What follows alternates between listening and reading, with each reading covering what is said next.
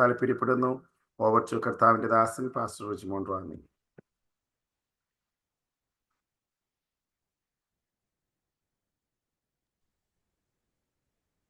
Price the Lord.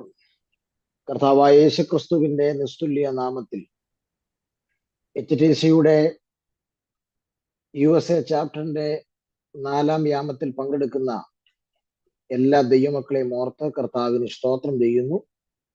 നിങ്ങൾക്ക് എല്ലാവർക്കും നമ്മുടെ കർത്താവിന്റെ രക്ഷിതാവുമായ യേശുക്രിസ്തുവിന്റെ വന്യപരിശുദ്ധ നാമത്തിലുള്ള ക്രിസ്തീയ വന്ദനങ്ങൾ പ്രത്യേകാൽ അറിയിക്കുന്നു. ഇന്ന് നമ്മളൊരു ദൈവവചന സന്ദേശത്തിലേക്കാണ് പ്രവേശിക്കുന്നത്. സാധാരണ നമ്മൾ ക്ലാസ് ആണ് എടുത്തുകൊണ്ടിരുന്നത്. ഇന്ന് നിങ്ങളുടെ 1 മണിക്കൂർ വ്യത്യാസം വന്നുകൊണ്ട് എനിക്ക് സാധാരണ ഞാനൊരു ക്ലാസ്സിന് മുമ്പാണ് നോട്ട് എഴുതുന്നത്. അപ്പം സാധാരണ ഇവിടെ 4:45 അപ്പം 3 മണിക്ക് മതിയല്ലോ എന്ന് ഓർത്താ ഞാൻ ഇരുന്നത്. അപ്പോഴാണ് ദൈവാസം വിളിച്ച് പ്രതീക്ഷിക്കാതെ 1 മണിക്കൂർ വ്യത്യാസം വന്നു. അതുകൊണ്ട് ക്ലാസ്സിന്റെ കുറച്ച് നോട്ടുകൾ എഴുതാൻ മിച്ചം കിടപ്പുണ്ട്. അതുകൊണ്ട് അത് അടുത്ത ആഴ്ചയിലേക്ക് ഞാൻ മാറ്റി വെച്ചിരിക്കുക.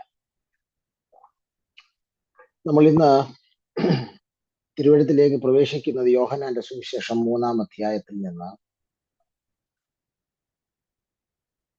ഒരു വേദവാക്യം നിങ്ങളുടെ ശ്രദ്ധയിൽ കൊണ്ടുവരുന്നു. യോഹന്നാന്റെ സുവിശേഷം 3-ാം അധ്യായം. സ്തോത്രം.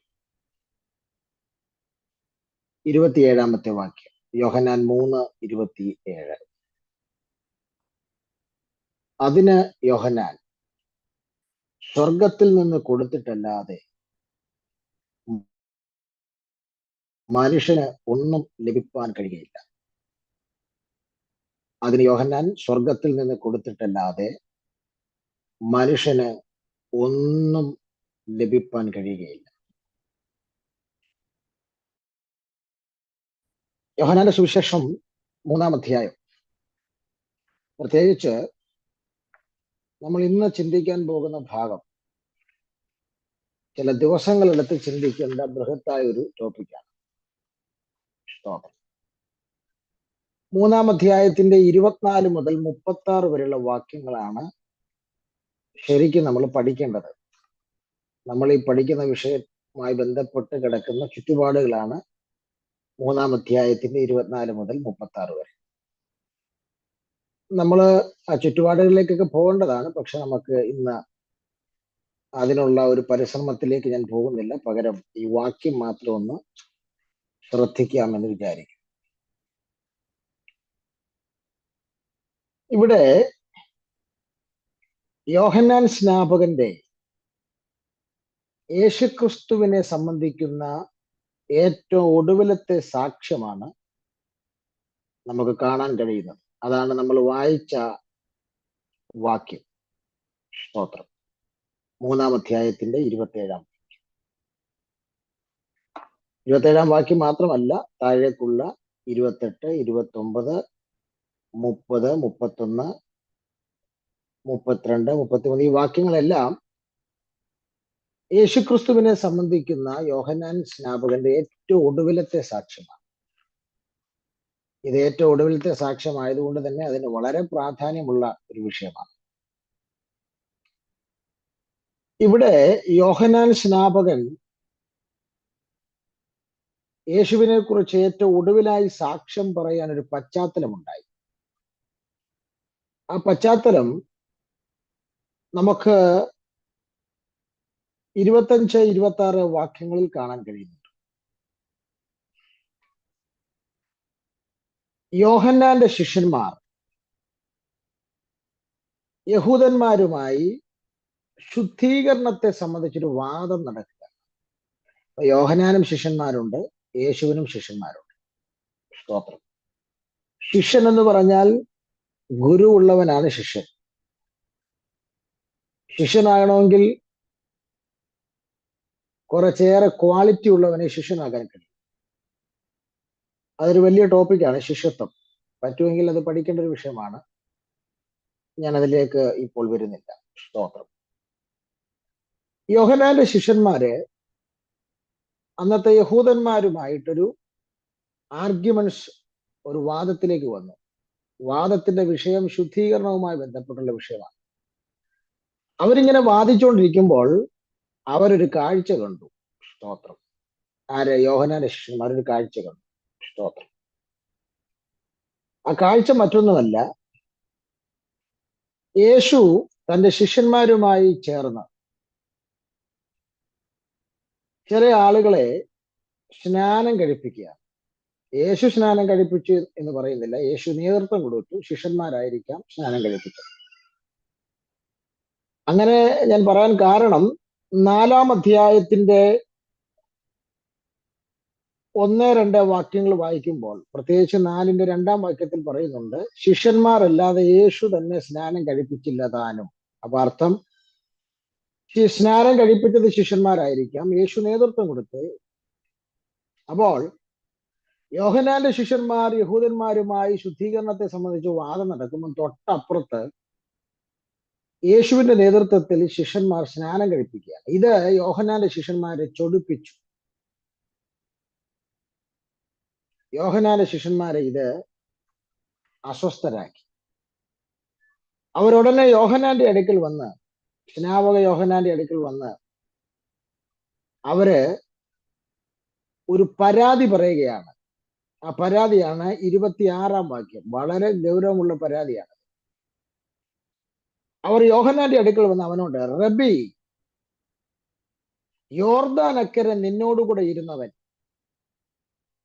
നീ സാക്ഷീകരിച്ചിട്ടുള്ളവൻ തന്നെ ഇതാ സ്നാനം കഴിപ്പിക്കുന്നു, എല്ലാവരും അവന്റെ അടുക്കൽ ചെല്ലുന്നു എന്ന് പറഞ്ഞു. അപ്പോൾ യോഹന്നാൻ സ്നാപകനോടുള്ള അവന്റെ ശിഷ്യന്മാരുടെ പരാതി എന്താ? റബി, സ്തോത്രം, യോർദാൻ അക്കരെ നിന്റെ കൂടെ ഇരുന്നവൻ. അതൊക്കെ ഭയങ്കര ശ്രദ്ധേയമായ വിഷയമാണ്. യോർദാൻ അക്കരെ നിന്റെ കൂടെ ഇരുന്നവൻ. 2, നീ സാക്ഷീകരിച്ചിട്ടുള്ളവൻ തന്നെ. എന്താ സാക്ഷീകരിച്ചത്? 1-ാം അധ്യായത്തിൽ കാണുന്നുണ്ട്, യോഹന്നാന്റെ സുവിശേഷം 1-ാം അധ്യായത്തിൽ കാണുന്നുണ്ട്, യോഹന്നാൻ യേശുവിനെ കുറിച്ച് സാക്ഷീകരിച്ചത്.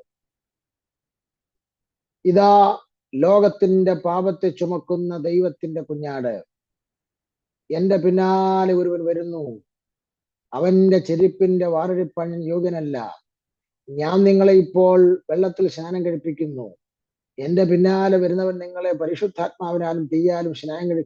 ഇങ്ങനെ നിരവധി സാക്ഷ്യം യേശുവിനെ കുറിച്ച് യോഹന്നാൻ സ്നാപകൻ പറഞ്ഞിട്ടുണ്ട്. അതുകൊണ്ടാണ് ഇപ്പൊ ശിഷ്യന്മാർ ഇവിടെ വന്ന് പറയുന്നത്, യോർദാൻ അക്കരെ നിന്റെ കൂടെ ഇരുന്നവൻ, നീ സാക്ഷീകരിച്ചിട്ടുള്ളവൻ തന്നെ. അപ്പം എന്താണ് യോഹന്നാൻ സാക്ഷീകരിച്ചത് എന്നാണ് ഞാൻ പറഞ്ഞത്. പക്ഷെ ഒരു കാര്യം കൂടെ അവർ ചേർത്ത് പറയേണ്ടതായിരുന്നു. അതെന്റെ അഭിപ്രായമാണ്. അതിനകത്ത് എഴുതിയിട്ടില്ല. എന്താ? നീ സ്നാനപ്പെടുത്തിയവനും എന്നുകൂടെ പറയേണ്ടതായിരുന്നു. കാര്യം സ്നാനപ്പെടുത്തിയ യോഹന്നാനാണല്ലോ. കാര്യം ഈ 2 കാര്യം അവർ പറഞ്ഞെങ്കിൽ പിന്നെ ഇതുകൂടെ പറയേണ്ടതായിരുന്നു ഞാൻ ചിന്തിച്ചു. എന്ന് പറഞ്ഞാൽ, നീ യോർദാനക്കരെ നിന്റെ കൂടെ ഇരുന്നവൻ, നീ സാക്ഷ്യം പറഞ്ഞവൻ. അതുകൊണ്ട് അവന്റെ അടുക്കൽ ആളുകൾ ഇഷ്ടം പോലെ വരികയാ. എന്തിനാ? സ്നാനത്തിന് വേണ്ടി.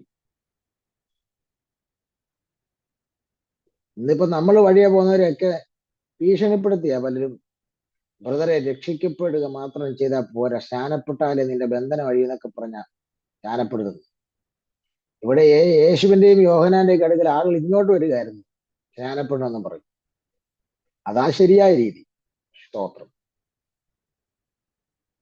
അപ്പോൾ ഇത്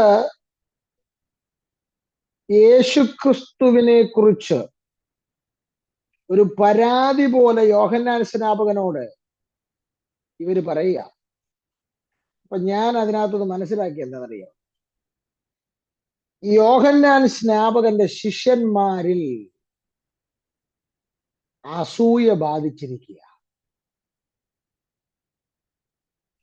തങ്ങളുടെ ഗുരുവിന്റെ കൂടെ യോർദാൻ അക്കരെ ഇരുന്നവൻ തങ്ങളുടെ ഗുരു സാക്ഷ്യം പറഞ്ഞ് ലോകത്തിന് പരിചയപ്പെടുത്തി കൊടുത്തവൻ, തങ്ങളുടെ ഗുരു സ്നാനപ്പെടുത്തിയവൻ ഇപ്പോൾ അപ്പുറത്ത് സ്നാനം തുടങ്ങിയിരിക്കുക. യോ സത്യത്തിൽ യോഹന്നാന്റെ ശിഷ്യന്മാരിൽ, യോഹന്നാൻ സ്നാപകന്റെ ശിഷ്യന്മാരിൽ സ്തോത്രം, വലിയ അസൂയ ഇപ്പോൾ ബാധിച്ചിരിക്കുകയാണ്. സ്തോത്രം.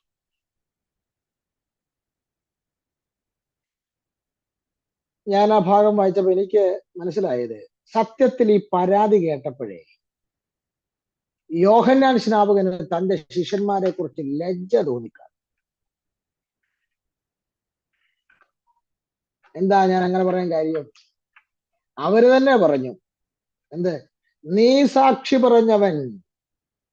അപ്പം യേശുവിനെ കുറിച്ച് ഗൗരവമുള്ള സാക്ഷ്യം യോഹന്നാൻ പറഞ്ഞത് ഇവര് കേട്ടവരാ. അവനാണ് വലിയ ആള്, അവനാണ് പിതാവ് ഭൂമിയിലേക്ക് അയച്ച ആളെന്നൊക്കെയുള്ള ഗൗരവമേറിയ സാക്ഷ്യം പറഞ്ഞത് ഇവര് കേട്ടതാ. പക്ഷേ അത്രയും വലിയ സാക്ഷ്യം യോഹന്നാനിൽ നിന്ന് യേശുവിനെ കുറിച്ച് ഇവർ കേട്ടിട്ടും ആ സാക്ഷ്യം ഇവർക്ക് ഗുണമായില്ല. ആ സാക്ഷ്യം ഇവർക്ക് ഗുണമായില്ല. ആയെങ്കിൽ അവർ ഇങ്ങനെ ഒരു പരാതി യോഹന്നാന്റെ അടുക്കൽ പറയില്ലായിരുന്നു. അതുകൊണ്ട് യോഹന്നാൻ തന്റെ ശിഷ്യന്മാരെ കുറിച്ച് ലജ്ജ തോന്നി. കാരണം ഗ്രഹിക്കേണ്ട പലതും അവർ ഗ്രഹിച്ചില്ല.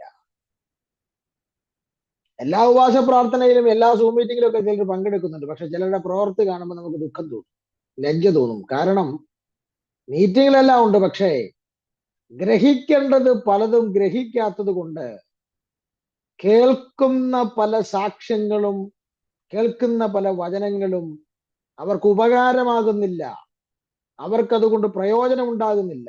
അതല്ലേ പൗലോസ് ഗലാത്യ സഭയെക്കുറിച്ച് പറഞ്ഞത്, നിങ്ങൾ ആണ്ടുകളും മാസങ്ങളും ദിവസങ്ങളും ആചരിക്കുന്നു, ഞാൻ നിങ്ങൾക്ക് വേണ്ടി അധ്വാനിച്ചത് വെറുതെയായി പോയോ എന്ന് ഭയപ്പെടുന്നു. കണ്ടോ? സ്തോത്രം. എല്ലാ ദിവസവും രാവിലെ നിങ്ങൾ ദൈവവചനം കേൾക്കുന്നുണ്ട്, പക്ഷേ ഈ വചനമൊക്കെ കേട്ടിട്ട് നിങ്ങളെ വചനം പഠിപ്പിച്ച അധ്യാപകർ നാളെ എപ്പോഴെങ്കിലും നിങ്ങൾ അനുസൃതമല്ലാത്തൊരു ജീവിതം നയിക്കുന്നത് കണ്ടാൽ അവരുടെ ഉള്ളത്തിൽ നിങ്ങളെക്കുറിച്ച് ലജ്ജയും ദുഃഖവും ഉണ്ടാകും. കാരണം ഗ്രഹിക്കേണ്ടത് പലതും ഗ്രഹിച്ചില്ല. സ്തോത്രം. അതുതന്നെയാണ് യോഹന്നാൻ സ്നാപകൻ തന്റെ ശിഷ്യന്മാരെ കുറിച്ച് ഉണ്ടായത്.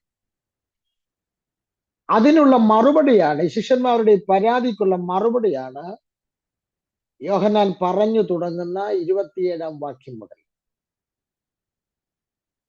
അതിൽ എന്നെ വളരെ ചിന്തിപ്പിച്ച ഒരു പ്രധാനപ്പെട്ട പോയിന്റ് മാത്രം ഒന്ന് പറഞ്ഞ് അവസാനിപ്പിക്കാം. അതിന് യോഹന്നാൻ പറയുന്നു, സ്വർഗത്തിൽ നിന്ന് കൊടുത്തിട്ടല്ലാതെ മനുഷ്യനൊന്നും ലഭിപ്പാൻ കഴിയുകയില്ല. എന്താ പറഞ്ഞതിന്റെ അർത്ഥം? നിങ്ങൾ പറഞ്ഞില്ലേ, ഞാൻ സാക്ഷി പറഞ്ഞവൻ, യോർദാനക്കര എന്റെ കൂടെ ഇരുന്നവൻ, അതിന് ഞാൻ സ്നാനപ്പെടുത്തിയവൻ, അതുകൊണ്ട് അപ്പുറത്ത് സ്നാനം കഴിപ്പിക്കുന്നു നിങ്ങൾ പറഞ്ഞില്ലേ. എന്നാൽ ഞാൻ നിങ്ങളോടൊരു കാര്യം പറയാം, സ്നാനമെന്നല്ല, എന്തെല്ലാം യേശു ചെയ്യുന്നു അതൊക്കെ അവൻ ചെയ്യാൻ കഴിയണമെങ്കിൽ സ്വർഗത്തിൽ നിന്ന് കൊടുത്തിട്ടല്ലാതെ ഒന്നും ലഭിപ്പാൻ കഴിയുകയില്ല. അതിനകത്ത് ഒറ്റ അർത്ഥമേ ഉള്ളൂ. പിതാവ് ഭൂമിയിലേക്ക് പുത്രനെ വലിയ രക്ഷണീയ ദൗത്യവുമായി അയക്കുമ്പോൾ ചിലത് കൊടുത്താണ് പിതാവ് പുത്രനെ ഭൂമിയിലേക്ക് വിട്ടത്.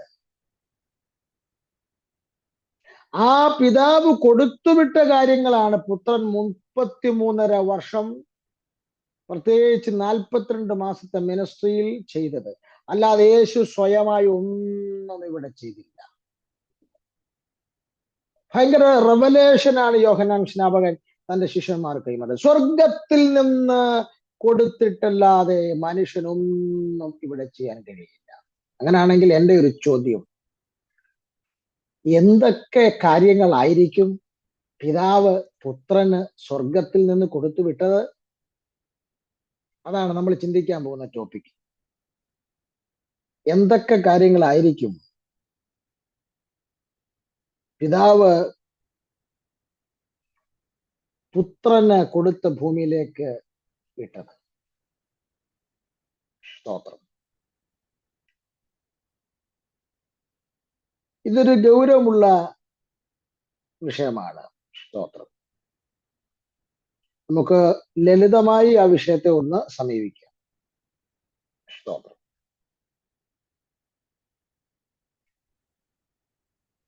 നിരവധി കാര്യങ്ങൾ ഈ ഭാഗവുമായി ബന്ധപ്പെട്ട് ഉണ്ടെങ്കിലും ഒരു 4-5 കൂട്ടം കാര്യങ്ങൾ നമുക്ക് ഒന്ന് ചിന്തിക്കാമെന്ന് വിശ്വസിക്കുന്നു.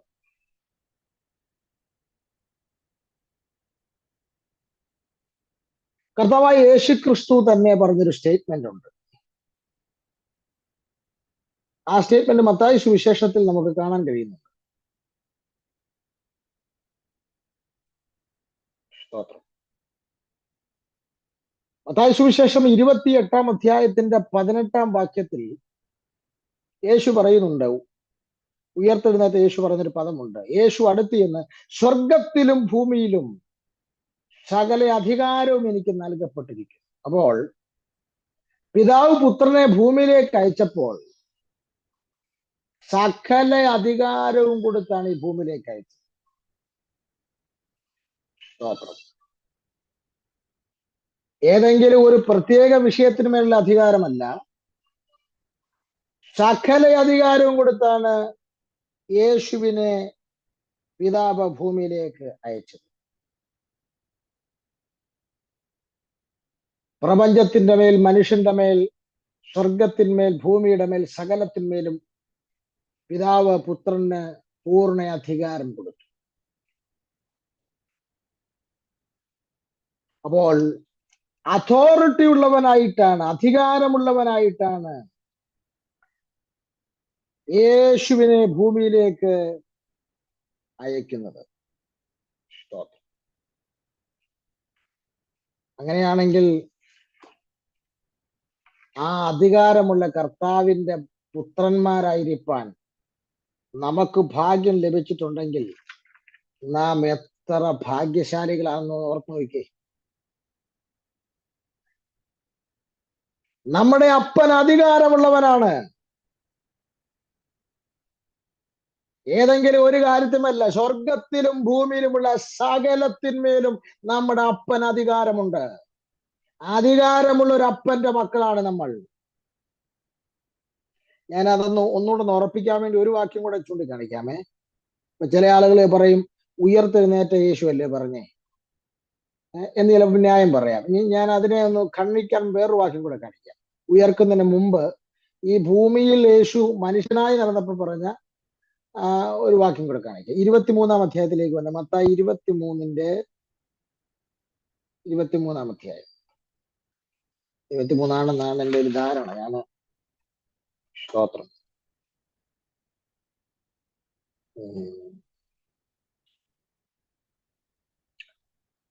മത്തായി സുവിശേഷത്തിൽ തന്നെയാണ് ഒരു പ്രത്യേക പദം ഞാൻ കഴിഞ്ഞ ദിവസം വായിച്ചപ്പോൾ ഇങ്ങനെ കണ്ടത്. സകല ജഡത്തിന്മേലും യേശുവിന് അധികാരം കൊടുത്തുന്നൊരു സ്റ്റേറ്റ്മെന്റ് ഞാൻ കഴിഞ്ഞ ദിവസം വായിച്ചപ്പോൾ കണ്ടു. നമുക്കത് നോക്കിയെടുക്കാം. സ്തോത്രം.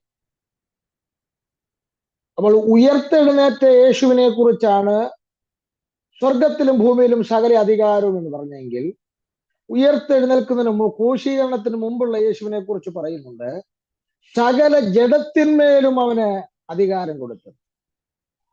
പിതാവ് സകല ജഡത്തിന്മേലും അധികാരം കൊടുത്ത് ഭൂമിയിലേക്ക് വിട്ട പുത്രനാണ് ഈ ഭൂമിയിൽ വന്നത്.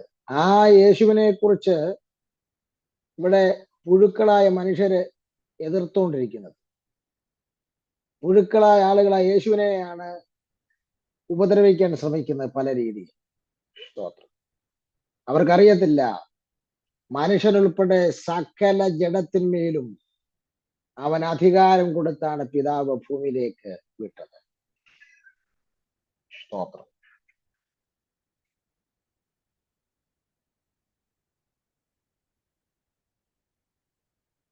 ഇനി നമുക്ക് രണ്ടാമത്തെ കാര്യത്തിലേക്ക് പോകാം. സ്തോത്രം.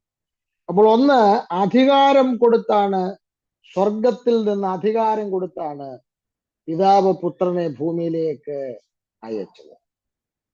സ്തോത്രം. രണ്ടാമത്തെ കാര്യം, നമുക്ക് യോഹന്നാന്റെ സുവിശേഷം 17-ാം അധ്യായത്തിലേക്ക് വരാം. ഇനി നമ്മൾ 17-ാം അധ്യായത്തിൽ മാത്രം നിന്ന് ചില കാര്യങ്ങൾ ചിന്തിച്ചിട്ട് നമുക്ക് വരാം. ഞാൻ പറഞ്ഞ വിഷയം അവിടെയാ കിടക്കുന്നത്. മുമ്പേ പറഞ്ഞില്ലേ, സകല ജഡത്തിന്മേലും.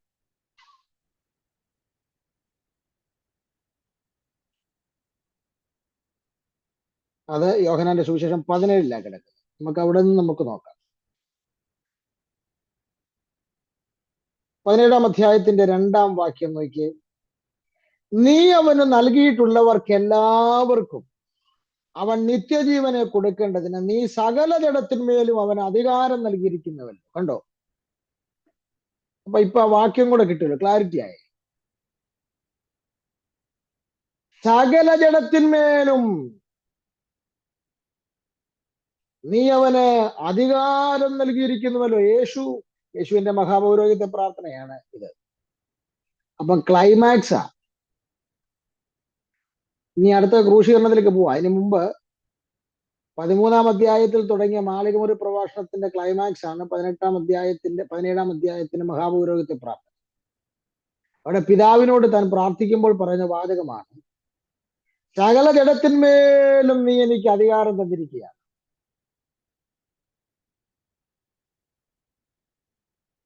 എന്തിനാ അധികാരം കൊടുത്തിരിക്കുന്നത്? നിത്യജീവനെ കൊടുക്കേണ്ടത്.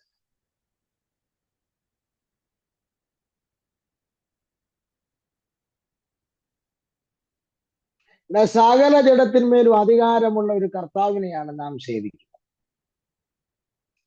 അപ്പോൾ കർത്താവിന് ഉയർത്തെഴുന്നേൽക്കുന്നതിന് മുൻപും ഉയർത്തെഴുന്നേറ്റ് കഴിഞ്ഞും അവൻ അധികാരമുള്ള ദൈവമാണ്. അതുകൊണ്ടാണ് യേശുവിന്റെ നാമം പറയുമ്പോൾ സകല മുഴങ്കാലുകളും മടങ്ങുന്നത്, സകല ദുർഭൂതങ്ങളും വിറയ്ക്കുന്നത്. സ്തോത്രം. ആ നാമത്തിന് തന്നെ അധികാരമുള്ള നാമമാണ്.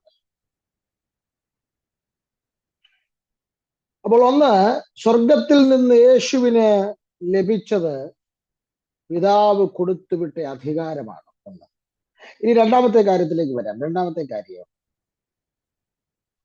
17 അധ്യായത്തിന്റെ 6 വാക്യം, യോഹന്നാൻ 17:6, നീ ലോകത്തിൽ നിന്ന് എനിക്ക് തന്നിട്ടുള്ള മനുഷ്യർക്ക് ഞാൻ നിന്റെ നാമം വെളിപ്പെടുത്തിയിരിക്കുന്നു.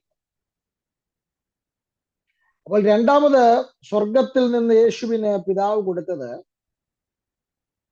ലോകത്തിൽ നിന്ന് ഒരു ജനത്തെ പിതാവ് പുത്രന് കൊടുത്തു.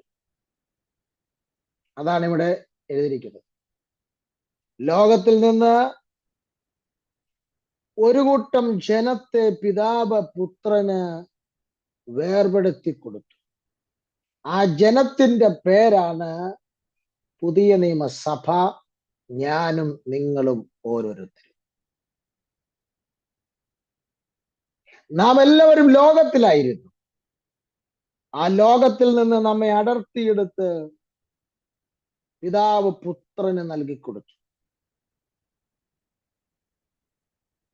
അപ്പോൾ യേശുക്രിസ്തുവിന്റെ അസറ്റായിരിക്കുന്ന, സമ്പാദ്യമായിരിക്കുന്ന, രക്തത്താൽ താൻ സമ്പാദിച്ച സഭ പിതാവ് പുത്രന് നൽകിക്കൊടുത്തതാണ്. സ്വർഗത്തിൽ നിന്ന് നൽകിക്കൊടുത്തിട്ടാണ് പുത്രനെ ഭൂമിയിലേക്ക് അയക്കുന്നത്.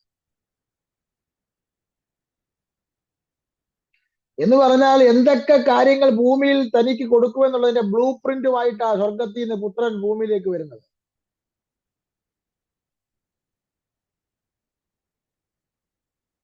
സ്തോത്രം. നിങ്ങൾ രാവിലെ ആയതുകൊണ്ടാണ് ഇതിനൊക്കെ നല്ല സ്തോത്രം പറയേണ്ട വിഷയങ്ങളാണ്.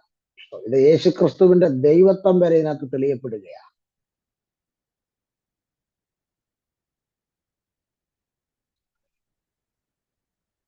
സ്തോത്രം.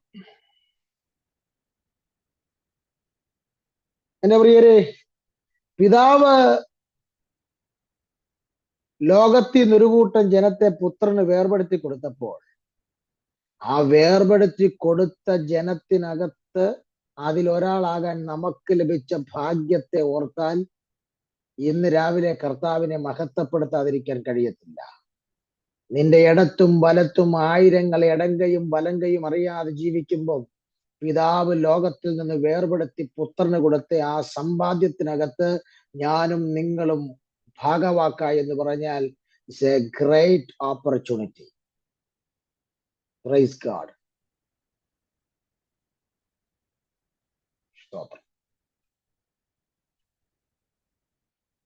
അതുകൊണ്ടാണ് തിരുവെഴുത്ത് പറയുന്നത്, അന്ധകാരത്തിൽ നിന്നും അത്ഭുത പ്രകാശത്തിലേക്ക് നമ്മെ വിളിച്ചവന്റെ സൽഗുണങ്ങളെ, നമ്മൾ അന്ധകാരത്തിലായിരുന്നു, ലോകത്തിലായിരുന്നു, നമ്മളെ അത്ഭുത പ്രകാശത്തിലേക്ക് പിതാവ് വേർപെടുത്തി പുത്രന് കൊടുത്തു.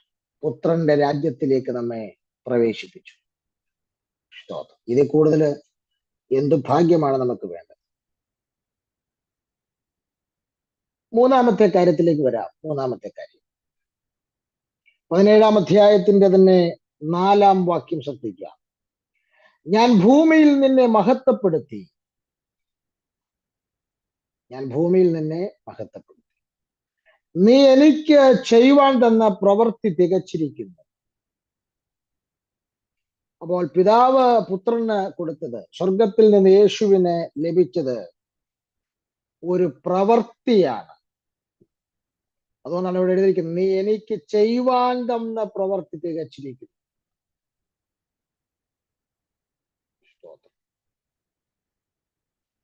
അപ്പോൾ ഒരു കാര്യം വളരെ വ്യക്തമാണ്.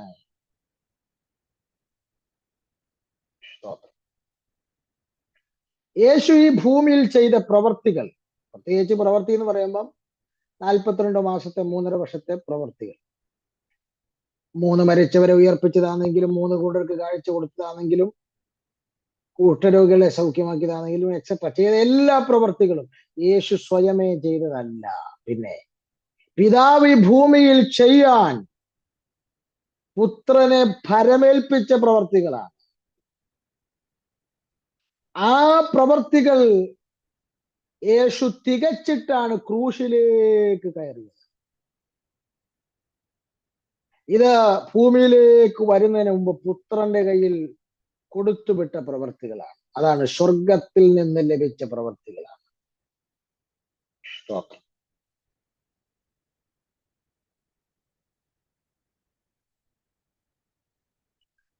ഞാൻ ഈ ഭാഗം വായിക്കുമ്പോൾ എന്റെ ഉള്ളത്തിലുണ്ടാകുന്ന ഒരു ചിന്ത,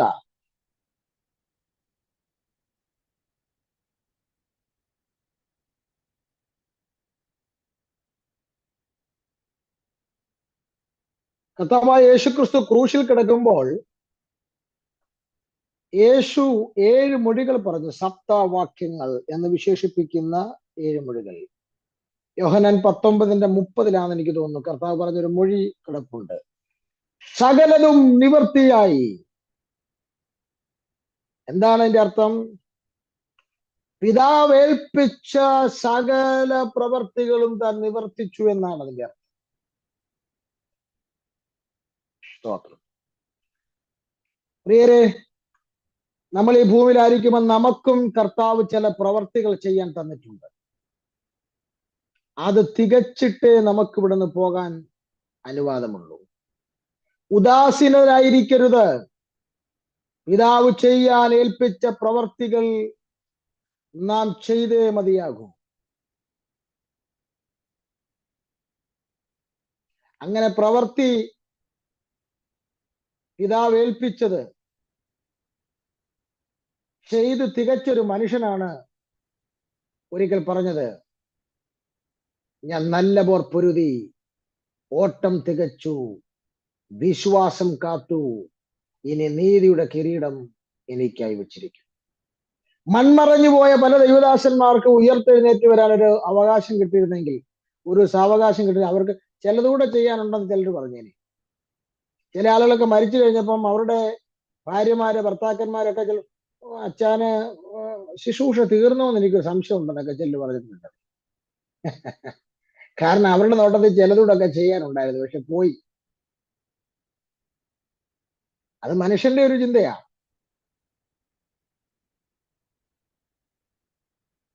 ദൈവം നിന്നെ ചെയ്യാൻ ഏൽപ്പിച്ച പ്രവൃത്തി തികയ്ക്കണം. ഏൽപ്പിക്കാത്ത പ്രവൃത്തി ചെയ്ത് സമയം വേസ്റ്റ് ആക്കരുത്. ഉള്ള വണ്ടിക്കച്ചവടത്തിന്റെയും വസ്തുക്കച്ചവടത്തിന്റെയും ആവശ്യമില്ലാത്ത അധികാരങ്ങളുടെ പുറകെ പോയി ദൈവം ചെയ്യാൻ ഏൽപ്പിച്ച പ്രവൃത്തി ചെയ്യാതെ സമയം വേസ്റ്റ് ആക്കരുത്. ഏൽപ്പിച്ച പ്രവൃത്തി ചെയ്തു കഴിഞ്ഞാൽ പിന്നെ പൗലോസിനെ പോലെ നെഞ്ചു വിരിച്ചു പറയാം, ഞാൻ നല്ല പൊരുതി ഓട്ടം തികച്ചു.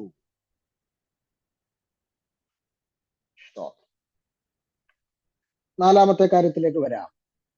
പിതാവ് പുത്രന് സ്വർഗത്തിൽ നിന്ന് കൊടുത്ത് അയച്ച നാലാമത്തെ കാര്യം.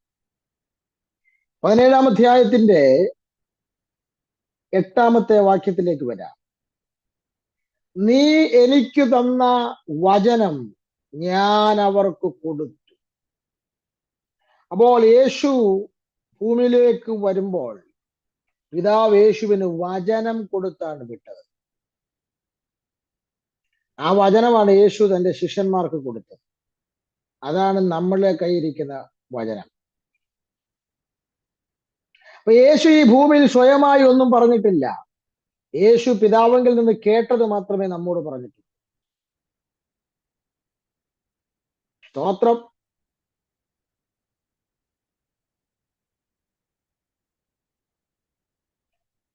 വചനം കൊടുത്താണ് പിതാവ് പുത്രനെ അയച്ചത്.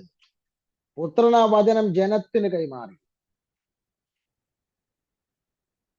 പ്രിയരെ, നമുക്ക് കൈമാറിയ വചനം നാം മറ്റുള്ളവർ കൈമാറണം. കാരണം ഇത് പിതാവിൽ നിന്ന് പുത്രൻ പ്രാപിച്ചതാണ്.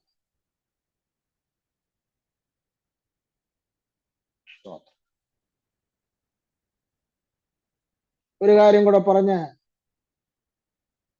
നമുക്ക് നിർത്താം. അടുത്തത് 17-ാം അധ്യായത്തിന്റെ 24-ാമത്തെ വാക്യം. 17-ാം അധ്യായത്തിന്റെ 24-ാമത്തെ വാക്യം. പിതാവേ, നീ ലോക സ്ഥാപനത്തിന് മുമ്പേ എന്നെ സ്നേഹിച്ചിരിക്കെ കൊണ്ട് എനിക്ക് നൽകിയ മഹത്വം നീ എനിക്ക് തന്നിട്ടുള്ളവർ കാണേണ്ടതിന്. അണ്ടർലൈൻ ചെയ്യുക, എനിക്ക് നൽകിയ മഹത്വം. പിതാവ് പുത്രന് മഹത്വം കൊടുത്താണ് വിട്ടത്.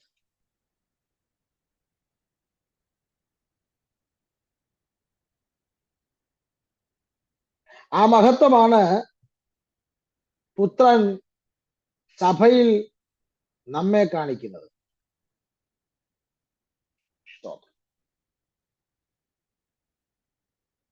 ലോകത്ത് ആരെങ്കിലും ആരുടെയെങ്കിലും മഹത്വം വേറെ കൊടുക്കൂ? പക്ഷെ പിതാവ് തന്റെ മഹത്വം പുത്രന് കൊടുത്തു. അത് പിതാവിന് മാത്രമേ സാധിക്കൂ. പിതാവ് പുത്രന് കൊടുത്ത മഹത്വം പുത്രൻ നമുക്ക് തന്നു.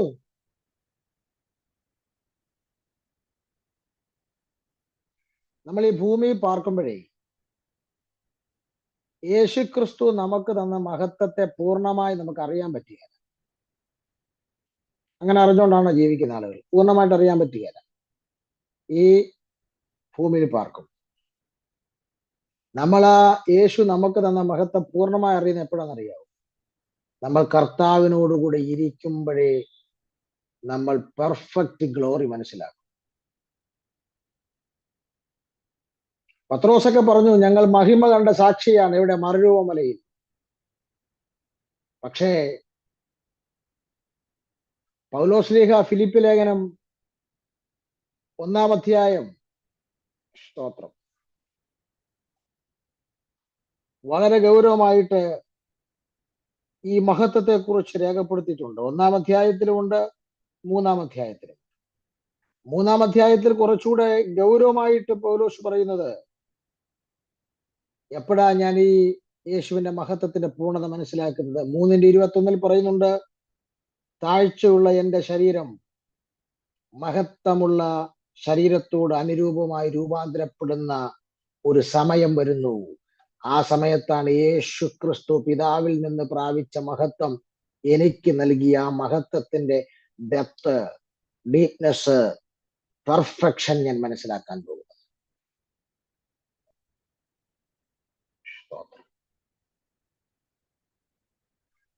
അങ്ങനെയാണെങ്കിൽ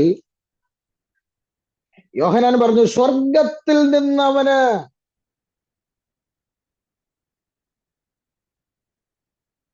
അധികാരം ലഭിച്ചത് കൊണ്ടാണ് അവൻ സ്നാനപ്പെടുത്തുന്നത്. പരാതി പറയുന്ന ശിഷ്യന്മാരുടെ വായടപ്പിക്കുകയാണ്. ഞാൻ അവനെ കുറിച്ച് ഇത്ര സാക്ഷ്യം പറഞ്ഞിട്ട് നിങ്ങൾക്ക് ഗ്രഹിക്കാൻ കഴിഞ്ഞില്ലയോ അദ്ദേഹം ആരാണെന്ന്? സ്വർഗത്തിൽ നിന്ന് ലഭിച്ചിട്ടില്ല. യേശുവിന് സ്വർഗത്തിൽ നിന്ന് ലഭിച്ചത് സകലത്തിന്മേലുമുള്ള അധികാരം. യേശുവിന് സ്വർഗത്തിൽ നിന്ന് ലഭിച്ചത് ലോകത്തിൽ നിന്ന് വേർപെടുത്തിയ ഒരു കൂട്ടം ജനം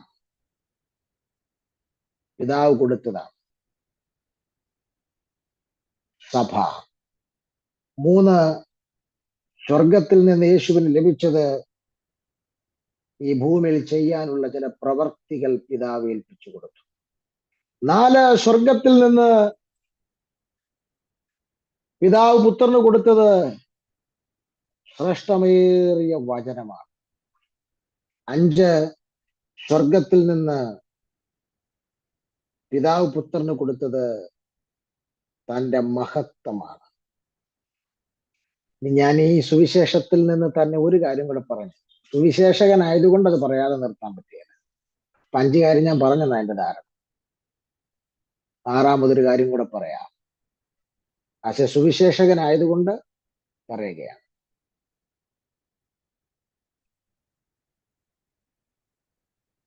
യോഹന്നാന്റെ സുവിശേഷം 5-ാം അധ്യായത്തിൽ